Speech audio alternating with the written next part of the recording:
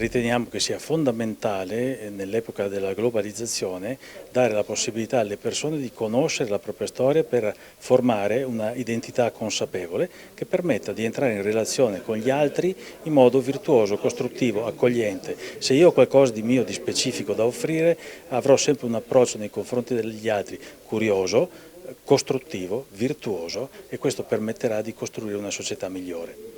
La proposta di legge mira a dare rango costituzionale alla storia regionale come base per l'identità e la cittadinanza, quindi è una svolta storica.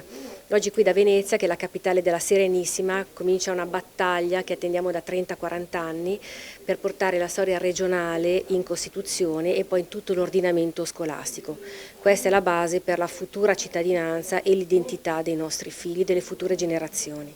Noi abbiamo illustrato appunto le iniziative che sono varie, abbiamo parlato della scuola, adesso io ho illustrato invece iniziative nel campo delle province montane, intendiamo inserire in Costituzione il concetto di province montane e poi il tema sentitissimo della legittima difesa. Introduciamo addirittura in Costituzione, quindi diamo un rango costituzionale alla legittima difesa in casa propria.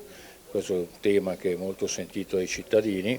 Ricordo che è possibile sottoscrivere i nostri referendum presso il sito del Ministero della Giustizia, è una procedura molto facile per cui i cittadini sono invitati a farlo comodamente e quindi riteniamo che attraverso questo strumento possiamo arrivare alle 50.000 firme previste dalla Costituzione. Questa è una giornata storica per noi perché presentiamo questo progetto di legge popolare che porta uno dei nostri cardini del nostro programma.